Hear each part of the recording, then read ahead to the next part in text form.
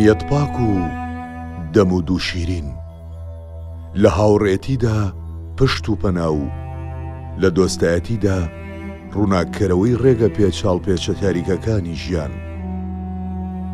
خواستنی ڕاز و نیازی ئەو پێشخۆی دڵخۆشی و دڵارامی بوو بۆ چوار دەورەکەی، دڵسۆز و ڕاستگۆ لە کارەکەیدا، میهرەبان و لێبوردە لەگەڵ بەرامبەرەکەی، لە خۆشی و ناخۆشیدا لە پشتی دۆستەکانی ڕادەوەستا و بە تەنها کەسی لە نیوەڕێ جێنەدەهێشت. حەکیمانە دەدوا و بەوشە و بۆچوونەکانی ئازاری کەسی نادا، بڕیاری پێشوەختەی بۆ هیچ کەس و ڕووداوێک نادا و هەمیشە دەرگای موحەبەت و خۆشویستنی دڵی ئاوەڵا بوو. زمان هێندە بە شوێن جوانیتدا ڕای کردووە، پیتە قەڵەوەکانی لاواز بووە، بۆیە جارجار بە هەولێری بانگت دەکەم درەکەم، کە تۆم نەما ئەو جەزانیم خەڵک بۆ پیاسە ناچنە سەر قەڵاتی هەولێر، هەر یەکە و ڕوە و گەڕەکی ئازیزێک دەوەستێ و وەکو سەربازێکی پیر لە مەیدانی شکستەکانی خۆی دەڕوانێ. کاکە غزمینان گۆبڕۆنێ دەرێم سبەینە لە من سبەینە دەرێم بەڕۆنات کەمێگەردان جێندارگەرێ لە دارە لە گەڕێ سەنگەرانەزا عەیرانی کاچێنگۆ مامز و بابەت سبەینان دەچمەوە دوێ دەستم دەزاوەت فەنجێ پارێزێ خۆم دەستان سەرم دەبزە بنسلێت فەنجێ.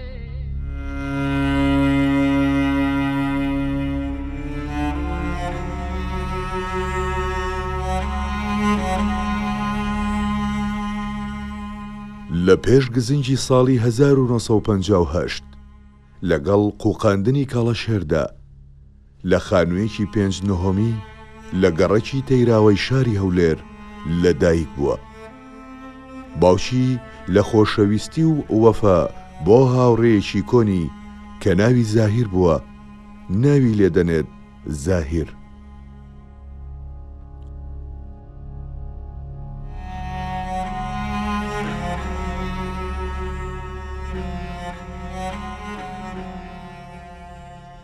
زاهیری منداڵ هێمن و لەسەرخۆ بوو، لەگەڵ دایک و باوک و 5 برا و خوشکێک و 2 باپیر و 2 داپیرە گەورە دەبێ و ساڵی 1965 دەچێتە قوتابخانە. ئەمە وێنەی خۆم و پەریزاد و ئەدیبەی خوشکمە کە بەدەستە ڕەنجینەکەی جیوی مکوریانی گەورە و سەردار تۆمار کراوە. ئەو کات دوکانێکی وێنەگری لە بن قەڵاتێ هەبوو. دوای چەندین ساڵ ئینجا زانیم ئەو وێنەگرە مامەجیوی مکوریانی ڕەحمەتیە. ئەم وێنەیە تێکەڵەیەکە لە یادەوەری شیرین و تاڵ. شیرین بەو مانایەی گوزارشت لە لەحزەیەکی جوانی منداڵیم دەکا و تاڵیش بەو مانایەی کارەکتەرێکی ناو وێنەکە بە زووی لە چاوان ون بوو. ئەدیبە کچێکی خوێن شیرین و چاوگەش بوو، بەڵام لە ناکاو لە شەو و ڕۆژێکدا کەوتە ئاوزینگان، بە قەولی دایە و بابە بووە پەپولەی بەهەشتێ. یەکەم قوتابخانەی سەرەتایی کە لەی خوێند ناوی قوتابخانەی عارەب بوو کە ئێستا ناوەکەی گۆڕاوە بۆ قوتابخانەی مەریوان. ساڵی 1964 لەگەڵ هاوتەمەنەکانی گەڕەکدا دایکم بردمیە قوتابخانەی زانین لە گەڕەشی تەیراوە، بەڵام بە بیانووی ئەوەی 3 مانگم مابوو بۆ 6 ساڵی وەرنەگیرام. ئەوە یەکەمین زەبری دەرونی بوو کە بەرناخم کەوت. بەردەوام دەچوومە بەر قوتابخانەکە و بەدەم لە فەخواردنەوە سەیری هاوتەمەنەکانم دەکرد کە چۆن چێژیان لەگاڵتە و کەپی پشووی نێوانوانەکان دەبینی. ساڵێک دواتر خەونە ڕەنگاڵە یەکەم بەدی هات و خرامە قوتابخانەی عەرەب لە گەڕەکی کۆنی عارەبان کە لەم بینایەدا بوو. دواتر ناوەکەی گۆڕدرا بۆ قوتابخانەی مەریوان. ئەوە قوتابخانەی عەرەبی سەرەتاییە. بەداخەوە ئێستا بۆتە کەلاوە ساڵی 1964 باوکم منی هێنا ئێرە لە پۆلی یەکەمی سەرەتایی دامەزراوە. لە تەمەنێکی کەمی منداڵیدا دەچێتە سەرتاشخانە و کاری شاگردی دەکات. بابم هەمیشە دەیگوت سەنعات بازنی زێڕە، بۆیە هەر بە منداڵی و لەسەر وەختی پشووی هاوینێدا ئەو بازنەی کردە دەستم و بردم یەکن حەمەدەمینی حەلاق کە خاوەنی سەرتاشخانەی قوباد بوو لە گەڕکی تەیراوەی. شەوی یەکەم خەونم دیت من وەستام و کاک حەمەدەمین شاگرد، بەڵام لە خەو هەستانی بەیانی دواتر تەواوی خەونەکەمی هەلا کرد و بە شاگردی ڕێگەم بەرە و سەرتاشخانەی قوباد تەی کرد.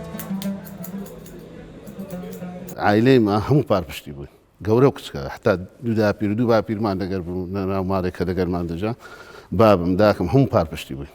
بەڕاستی ڕێزەشی زۆرمان هەبوو بە سایی کاکزایر و ئەو ئیشانەی کە دەکرد لە هەولێرە دیار بوو لە گەڕەکی خۆشمان زۆر ڕێزیانێ دەگرتی.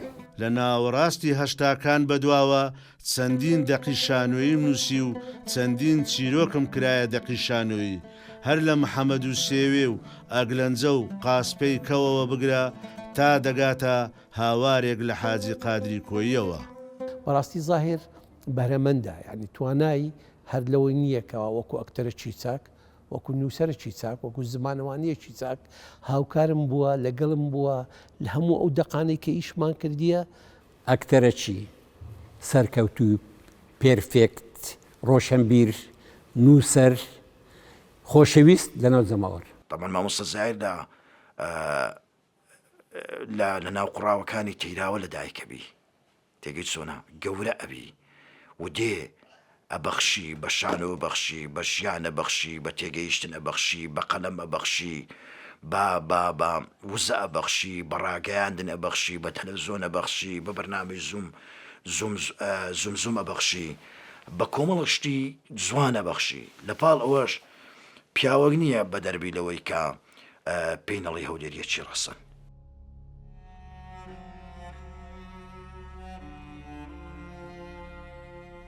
بۆ یەکەم جار لە شانۆگەری ئەنجامی پولپەرستی کە لە دەرهێنانی سەباح عەبدوڕەحمانە وەک ئەکتەری سەرەکی بەشدار دەبێت. ئەمە دەبێتە دەرفەتێک بۆ چوونە نێو تیپی هونەری هەولێر و ئیدی لەمە بەدووە لە زۆرینەی دراما و شانۆکانی هەولێر بەشدارێکی کارا بووە.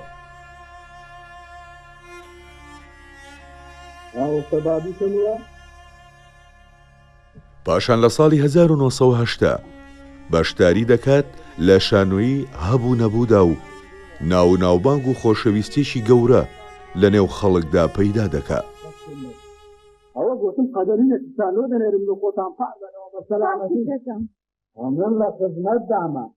جوانترین دەور ڕۆڵ لە هەبوو نەبووی کە دیترایە و لە بیر ناکرێتن ڕۆڵی ئۆمەر چاوچنۆکێک کە زاهر دیتیتی بەو لەکنە جوانەی بەو نەفەسەی. بەڕاستی کاک زاهر لەو دەورەی زۆر بە جوانی تەمسیلی کرد، زۆر چوە ناو قالبی دەورەکەی بە دەلیلی ئەوەی کە ئێستاش خەڵک هەر پێناڵێن کاک زاهر، پێناڵێن زاهر عەبدوڵڵا، پێ دەرێن ئۆمەر چاوچنۆک. زۆر کەس هەیە ئێستاش دەرێ ئۆمەر چاوچنۆک. دەوری ئۆمەرەگە دەهینە تا ئێستاش خەڵک پێ دەرێ ئۆمەر، تا ئێستاژان کومام عەلی بە حیکایەت خوارد نەسرە هەبوو نەبوو تەقینەوەشی زۆر گەورە بوو لە بۆ ئەکتەرەکانی هەولێر. تا ئێستا هیچ شارێک و هیچ دەرهێنەرێ نەیتوانی شەکی گەورەی وەکو هەبوو نەبووی بکە، نەکرایە و نابی. دوای هەڵگیرساندنی شۆڕشی نوێ دەچێتە نێو شانە نهێنەکانی کۆمەڵی ڕەنجدەرانی کوردستانەوە بە ناوی خوازراوی هێورەوە کار دەکا، بڵاوکراوە و ئاگانامەی نهێنی بڵاو دەکاتەوە. هەستی نیشتیمانی بەرزی ئەو وا دەکەن خێزانەکەشی بهێنێتە نێو شانە نهێنەکانەوە. عەسرێک دانیشت بووین من و کاک زاهیر و برادەرێکی تریش بوو. کاک زاهیر بەعزە کتێبی لێبەر بوو، ئەمیش هەوا سەیری عەرزم کرد، تەماشام کرد بڵاوکراوەی حیزبی و شتی وایە. ئەمیش وا سەیرێکم کرد، زاهیر هەڵیگرت و وتم کاک زاهیرەوە چییە؟ وتی ئەمە کۆمەڵی ڕەنجدەرانین و ڕێکخستنی ناوشارین توشمان هەڵبژاردی حەزمانەیە لەگەڵمان. لە ساڵی 1970 ژیانی هاوسەری لەگەڵ هونەرمەند شیرین سابیر پێک دەهێنێ و خاوەنی 3 کوڕ و 2 کچە. ئەمن کە زەواجم کرد لە گەزایری هیچم نەدەزانی بەس کە هاتمەکردنی وەچی مامۆستایەکی فێرە هەموو شتی کردم گوتی هونەر زۆر جوانە حەز دەکەم بێ شان بە شانی من شان بدێ قازانجیشم کرد زەرەرم نەکرد لەو بوارەی ئەلحەمدولیلا ناوەکی گەلک جوانت هەیە زاهیر جان. خوایە گیان بە قوربانت بم ئەو تۆفان و بارانەی دونیە چێ دەیگۆ ئەو هاخۆشی دەکاتەوە. وەچی والیەکانی جارانی ما هەفتەی جارێک دەگۆردران. بەڕاست پاشا دخوا قسەکت پێ دەرێم بەس بەڕاستیم جواب بدەوە بەسەرچاو ئەمە دەبی چمان لێ بەسەر بێ ئەمە لەو قەراتەی وەچی سزنە چیواین خۆ ئاگامان لە دەور و پشتی خۆمان نییە دە پێم برێ بزانم چمان لێ دێتەوە. لە 27 دەی ساڵی 1970 لە کاتی وانە خوێندندا ئەمن دەیبەن بۆ لێپرسینەوە و زیندانی دەکەن.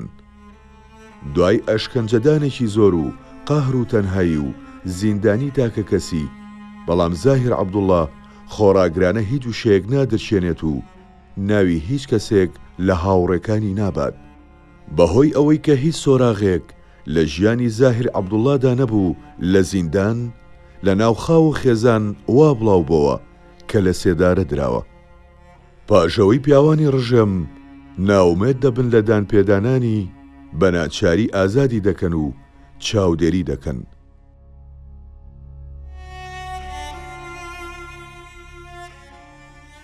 سەرباری توانای نواندنی توانایشی باشیشی لە نووسینی دەقی شانۆییدا هەبووە و چەندین دەقی شانۆی نووسیوە و زۆرینەی خراونەتە سەرتەختەی شانۆ.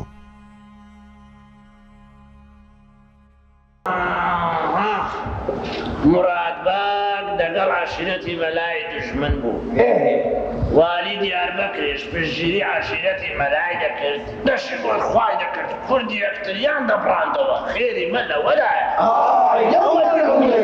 جارێکیان سوڵتانی عوسمانی چەند هەزار کەسەشی نارد ویستی کوردستان داژین بکە هەر لەسەر ڕێگای خۆیان ئەو گوندانەیاندا بەرتۆپات ئەو کافر بابانە پیر و پەکەوتەشیان دەکوشت کیژی جوان و ژنی جەهێرشیان بەگیر وەکو تەمەن هاوڕێی تەمەنین بەڵام کاتی ئەو لە تەلەڤیزۆنی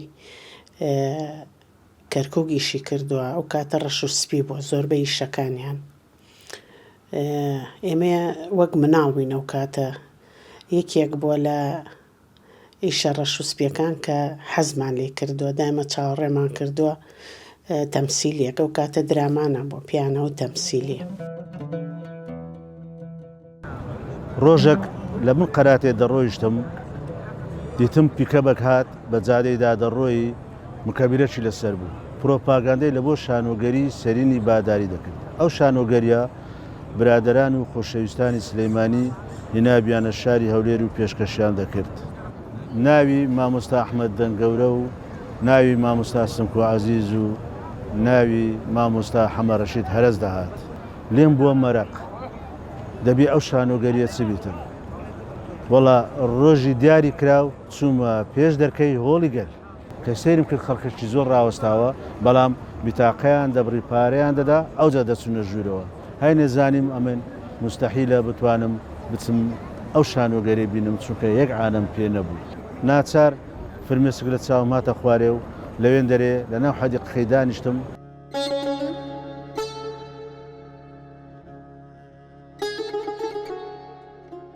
یەکەمین پێشکەشکار و دامەزرێنەری تەلەڤیزۆنی گەلی کوردستان کەناڵی هەولێر بووە. تا ساڵی 1996 بەڕێوەبەری هونەری تەلەڤیزۆنی گەلی کوردستان کەناڵی هەولێر بووە. چوینە ژوورەوە تەقوەکە دانرا بوو کورسێکی شەڕ و پڕ لەوێن دەرێ بوو ژوورێکی تاریک و ناخۆش و تۆزاوی و پیس و پۆخڵ بەس تەقوەکە ئیشی دەکرد. دیدی کاک عەباس ڤیدیۆ بە دەرنافیز و بۆ شتانە کەتە ئیشکردن لێ هەتاکو وای لێ کرد ڕەبتیشی کرد ڤیددیوەکەی ئێمە ڕەبت کرد کاسێتەی هێنابوو ئەو سرودی ئاسوودە بنی تێدا بوو ئاسوودە بن. دواتر دێتە سلێمانی و دەبێتە پەیامنێری ڕۆژنامەی کوردستانی نوێ. لە بواری مەیدانیدا بە دوواداچوونی ڕۆژنامەوانی ورد و گرنگی ئەنجام داوە. کاک زاهیر یەک لە کادیرە سەرچیەکانی تەلەڤیزیۆنی گەلی کوردستان بوو. ئەو بەرنامەی زوومزوومی پێشکەش دەکرد کە کۆمەڵە هونەرمەندێکی زۆر بەتوانا بوون لە ناویان شێرزاد پۆلیس و هەروەها نەوزاد ڕەبەزان و زۆری تر. لە دوای دامەزراندنی کەناڵی کورتسات لە ساڵی 2000 وەک پێشکەشکاری پرۆگرامێکی هونەری دیداری لەگەڵ هونەرمەندان بە شێوازێکی جوان پێشکەش بە بینەران کردووە. ئەویش حەیرانبێژ و دەنگخۆشی بە ناوبانگ خار حەسەن ڕەسوورسی ساوەیە. بۆیە بە ناوی ئێوە و بە ناوی کورسات و یەکێک بوو لە پێشکەشکارە هەرە بە توانەکانی بەرنامەی تەلەڤیزیۆنی شەوی سێشەمان هەموو هەولێر چاوەڕێی دەکرد ئەو بەرنامە دەربچی. ینی ئەوە دەبی زاهیر وەکو پێشکەشکارێک وەکو کارمەندەشی تەلەڤیزیۆن وەکو ئەلامێکی تەعاملی لەگەر بکرێت نەکار وەکو ئەکتەرێک. ئەنجا نووسەرێکی گەورەیە.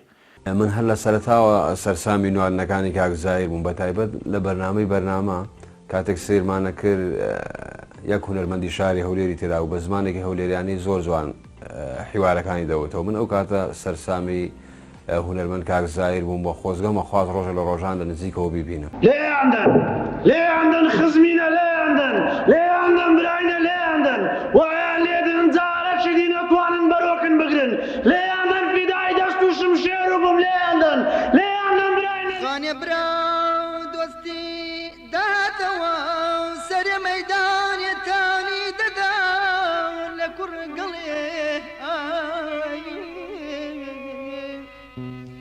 دەیگۆتە چ ژۆڵان پیرە دایکان لەگەڵ دڵێ بەبرینێ خۆ دوای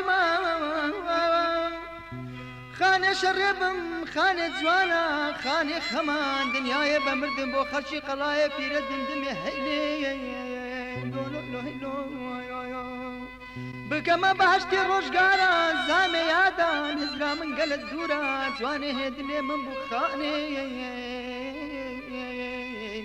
کۆز دە ئێمەی سەرگەردان گرانە خانێ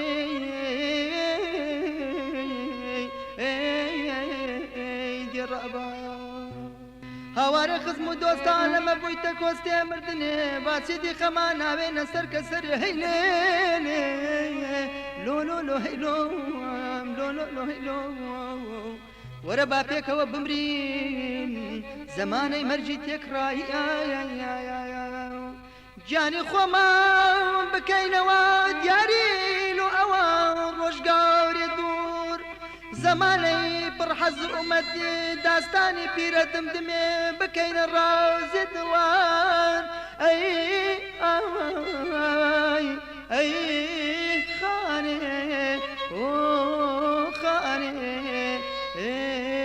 خانێ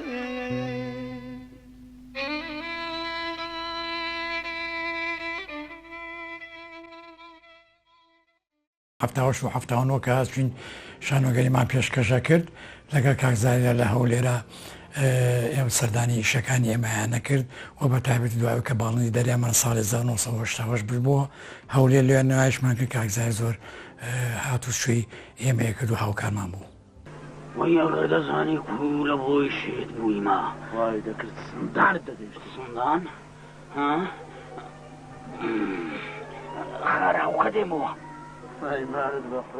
ساڵی 1993 زنجیرە درامایی کەوەکانی قەرەچووخ بۆ تەلەڤیزیۆنی گەلی کوردستان کەناڵی هەولێر تۆمار دەکات. دواتر لە ساڵی 1998 دەچێتە تەلەڤیزیۆنی خاک و بەشداری دەکات لە بەرنامەدا. پاشان لە درامای تارمایی تاوان و یوسف ناگەڕێتەوە بەشداری دەکات. بابیمان بێدە کرد ئەو جانۆبەی کوڕەکەیتی دەستی بەلەو چەلەو چێ کردیا. ئەوەتە ئەو جا ئەنگۆ کوڕەکتان بووە بە ناوی شکر. بەڵێ ئەوە شکورە شکور بۆ خۆ هەروەها بەشداری کردووە لە بەرنامەی ڕەخنە ئامێزی مقۆمقۆدا و ڕۆڵێکی بەرچاوی بینیوە. وەڵاهی وەستاوین بزانین دەنگ و باسی ئەم خەڵکە بوو ئاوا مشەوەشن بۆ ئاوا مەشغوڵن چی بووە چی خەوماوە ئەوە چیەوە ئێوەی مەشغوڵ کردووە ئەو شتە چییە بەرز بۆتەوە لەوە چی بەرز بوویتەوە کاک زاهیر یەکێک بۆ لە برا نزیکەکانم یعنی وەکو برام وا بۆ لە کۆمپانیای زەنێ لەم قۆمقۆ بە تایبەتی هەموو کارەکانمان بە قسەی خۆش و بە نوکتەوە و بەم شتانە بردەسەر. کاک زاهیر عەبدوڵڵا بەڕاستی تۆ ناتوانی لە دێڕێکە بتانی پێناسەیکەی ئەو پیاوە بەڕاستی لە هەموو شتەکانە پیاوێک پڕ و پەیمان بوو و بە نەزەری من شعوری ئەو پیاوە هەستی ئەو پیاوە لە کادری یەکدانە کامێرا ئەڕۆیشتە دەرەوە و خۆشەویستی بە هەموو شوێنەکە بڵاو کردەوە. بەڕاستی کەسێکی پاک کەسێکی بێوەی کەسێکی بێبەغیلی هەر یعنی ئەو کاتانی کە لە ئەژهاد لە مقۆمقۆ ئێمە بەرکەوتنمان هەبوو بەیەکەوە کە لە هەولێرەوە هاتە ئێرە یعنی یەکێ بوو لەو پیاوانی کە باڵەنسی ڕاگرتە بوو لە بینی ماڵەوە و لە بینی هونەرەکەیە. ئەستێرەیەکی درەوشاوی شارەکەمان و کوردستان بوو بەداخەوە کە لێنێکی زۆر گەورەی لە هونەری کوردی لە نواندن لە نووسین لە هەموو ئەو کارە جوانانەی کە ئەو مرۆڤێک بوو زۆر پەرۆش بوو هەم پەرۆشی هونەرەکەی بوو هەم پەرۆشی نیشتیمانەکەی بوو. ڕەنگە نەمتوانی بی بە پێی توانە پشتیوان و هاوکار بم لەوەی کا من حەزمە کرد زیاتر لە پرۆژەیەکی گەورە لەگەڵ یەکتر بین بەڵام ئەو بەشەکە لەو سەرکەوتنەی کامە تێیدا هەینە.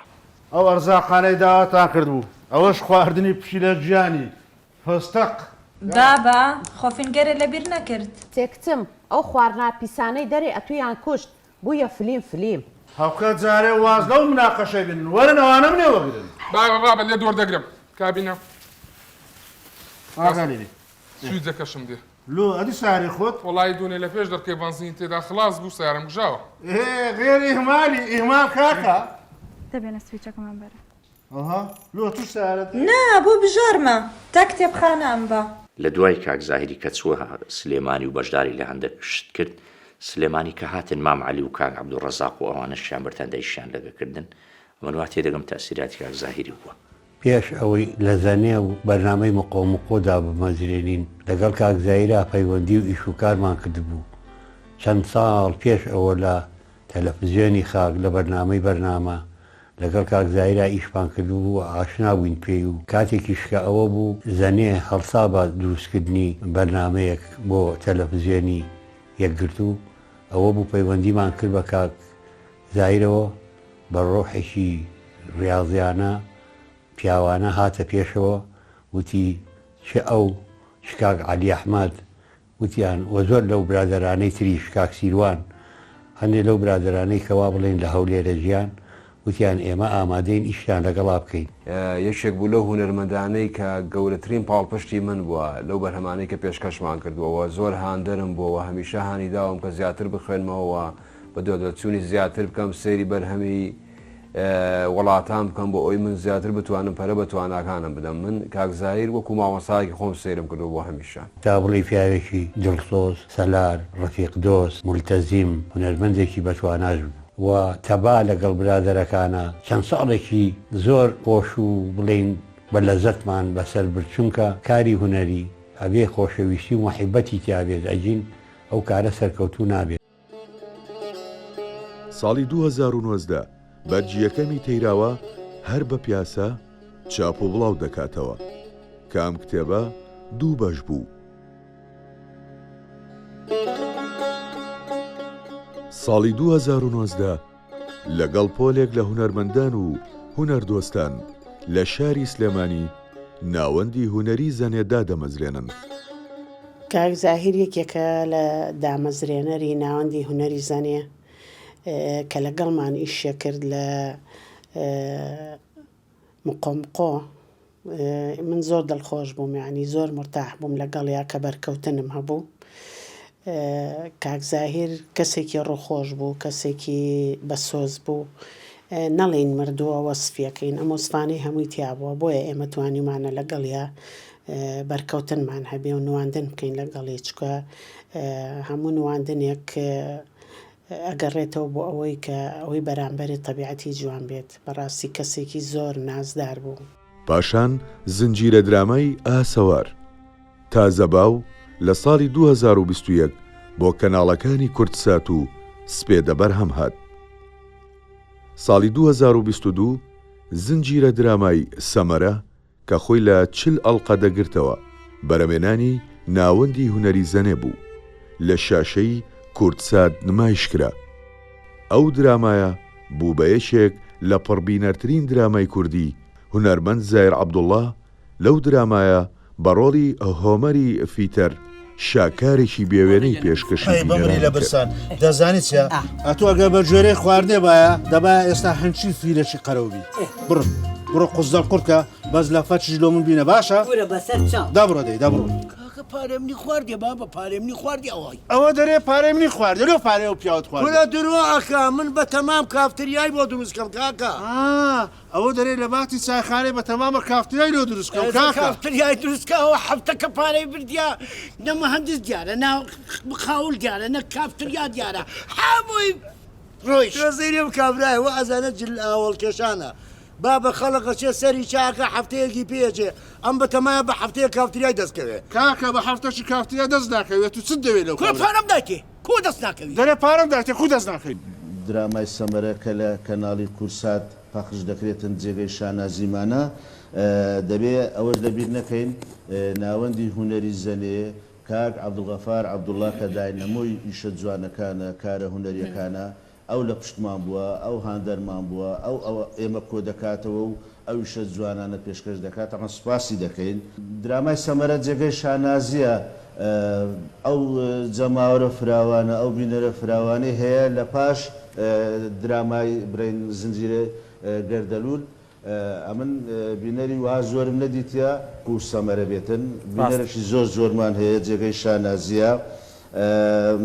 هەروەها حەز دەکەم باسی کاک جەمیلی مەفاخریش بکەم دەرهێنەرە بەتوانایەکە کە بەڕاستی بەتوانایە بەڕاستی هاندەرمان بوو ئیشی جوانی دەکرد ڕێک و پێک بوو ئەم سوپاسی دەکەم هیوادارم ئەوە یەکەمیشی نەبی لەگەڵی ئیشی تریشی لەگەڵدا بکەم.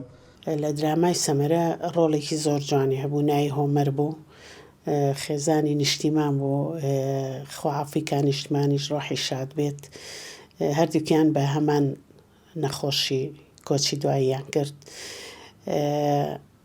درامای سەمەرە یەکێکە لەو درامایانەی کە کۆن نابێت لە ناو خەڵکە من دڵنیام لەبەرەوەی ئەکتەرەکان کە لە ناو ئەم درامایە بوون هەموو ڕۆڵی جوانیان هەبوو و ئەکتەری باش بوون. کاک زاهریش یەکێک بوو لەو ئەکتەرە باشانە. دوجار ئەم کارەکتەرە پرسپیە پڕڕەنگە بە توانایی سەر شانۆی ژیان دوای نزیکەی 50 ساڵ خزمەت و ئەرزشی هونەری دوایەوەی بۆ ماوەی چەند مانجێک تووشی نەخۆشی شێرپەنجە بوو. پاشان لە سەرفەرمانی مەسرور بەرزانی سەرۆگوەزیرانی هەرێمی کوردستان ڕەوانەی وڵاتی تورکیا کرا.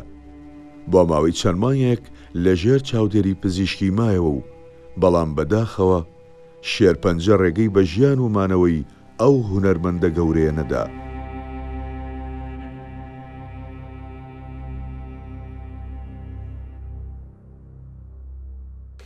ئەمن نەخۆشکردنی زاهری زۆر زەتی دەم نەمتانی بسمەکنی نەمتانی تەلەفۆنیش لەبوو بکەم چکە زای زۆر برادەرم بوو ئەمە لە دوای ڕاپەڕینەوە لە 91 و 2 یەکدی دەناسین. زاهیر یەکێکە لە ئەکتەرە هەرە گەورەکان. دڵنیام لەوەی کە بەیانی لە هیچ شتێکی مامۆستا زایر عەبدوڵڵا پەشیمان نابن و پەشیمانش نابن لەوەی کە ئەوان لە خانەوادەیەک بووینە کە هەڵگری ناوی زایر عەبدوڵڵایە. مامۆستایەکی گەلک باش بووی قوتابخانە بووی لۆ هەمومان لۆ مندارەکان گەلک باش بووی هەتا مابین هەتا دەمرین شانازیت پێوە دەکەین پیاو باشەکەم.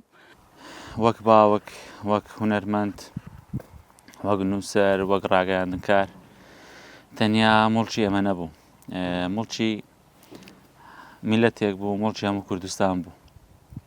هەمیشە هەوڵی دەدا هونەر ناسنامەی گەل بێت هونەر ببتە پاشخانێک بۆی هونەرمەندانی پێ بناسرێتەوە.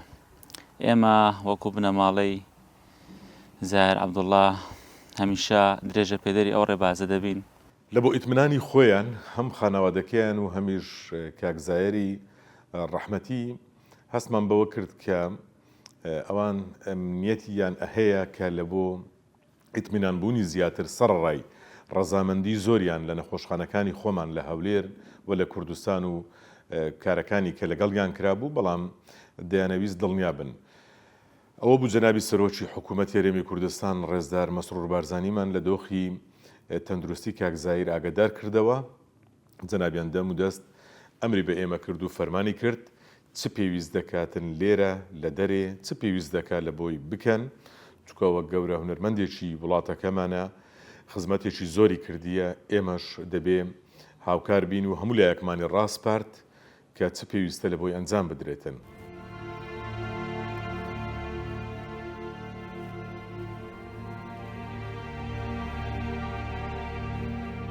مامۆستا مەحموود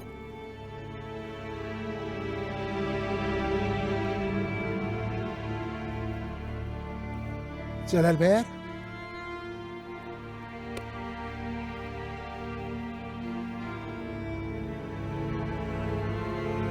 کەواتە سەمیرە خان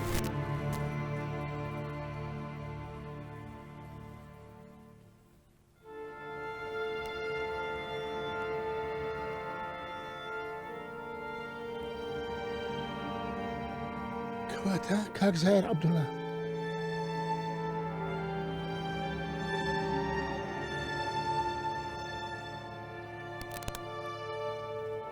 کەواتە حەزەی قۆڵ بر سەلام کۆی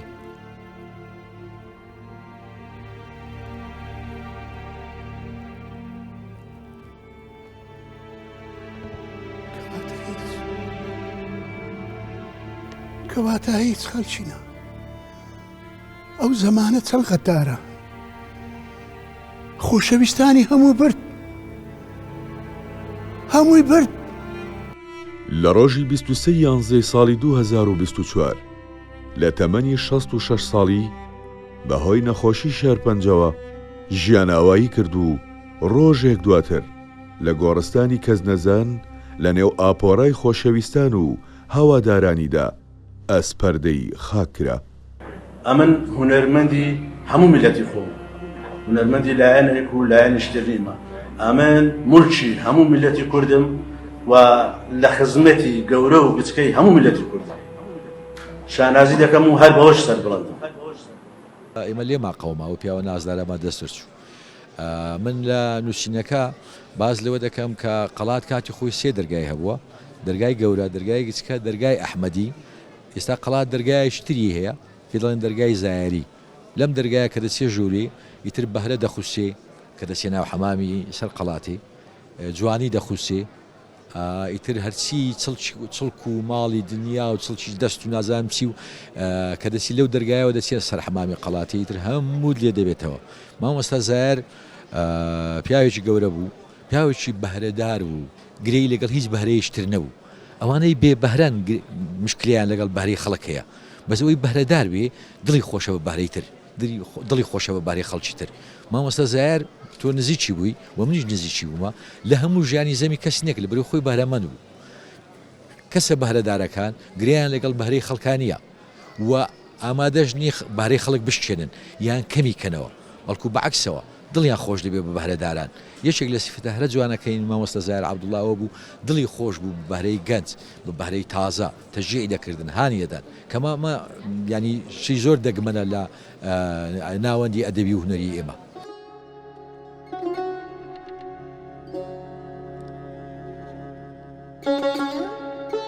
قەڵای هەولێر سێ دەرگای هەبووە دەرگای گەورە و دەرگای ئەحمەدی ناوی دەرگای سێهەمم بیر نەماوە. تەلەفۆنێکم بۆ هاوڕێ و مامۆستام دڵشاد عەبدوڵڵای شاعیر کرد. خۆشبەختانە ئەویش ناوی دەرگای سێهەمی بیر نەهاتەوە. بە دەرفەتم زانی و وەختی هات دەرگای سێهەمی قەڵات ناو بنێم دەرگای زایەری. ئەم دەرگایە دەتباتە ناو حەمامی قەڵاتێ و تیایدا خەم و هونەر و هەڵوێست بخوسێن. دەتباتەوە ناو ماڵە تاقپڕ لە لالەکان و دەتوانی دەستی خەیاڵ درێژ بکەیت و لە چینی بنی بنەوەی ئەو نوێنانەی سەر کەنتۆری بڕاق وردە دوعای دایکان و وردە ئانەی حەڵاڵی باوکەکان دەربهێنی. دەرگای زایەری دەرگای بەهرە و متمانەیە، دەرگای پاکەکان و چاکەکانە، دەرگای ئەو کەسانەیە سوهراب گوتەنی کە گوڵێک دەبینن پێی دەڵێن خانم. ببینن ئەو دەرگایە چۆن کات و شوێن دەشێوێنێ، کات دەکاتە شوێن. ئەوە نییە تەمەنی زایر عەبدوڵڵا بۆتە شوێن و ئەوانەی ڕێزی بەهرە دەگرن تیایدا نیشتەجێن. ببینن چۆن شوێن دەکاتە کات، ئەوە نییە تەیراوە شوێنە و بۆتە کات. کاتێک کە تام دەبەخشێتە منداڵی و گەنجی و پیریمان. لە وەفاتی خارەزایری برا و هاوڕێمدا وێڕای خەمی لە دەستدانی خەمێکی تر سەری خواردووم. دەڵێن کە مردوویەکی تازە دەنێژن، مردووە کۆنەکان دەچنە سەردانی، هەم بۆ بەخێرهاتن و هەمیش بۆ پرسیارکردن لە ئەولاد و خزمەکانیان. خارەزایر تازە نێژراوە و خەمی ئەوەما باوکم بچێتە لای و هەواڵی ئێمەی لێ بپرسێت. تاهیر بچێتە لای زاهیر و بپرسێ وڵات کووە. من ئازیزی خۆم دەناسم و دەزانم خارەزایر درۆ نازانێت و وەک خۆی شتەکان دەگێڕێتەوە. داخی گرانم، ئیتر بابم لەو دنیا تێدەگا ئەو لافاوی نوحەی لە منداڵیدا فێری دەکردین، لەم سەردەمەدا بەشی پەڕینەوە لە جۆگەلەیەک ناکە.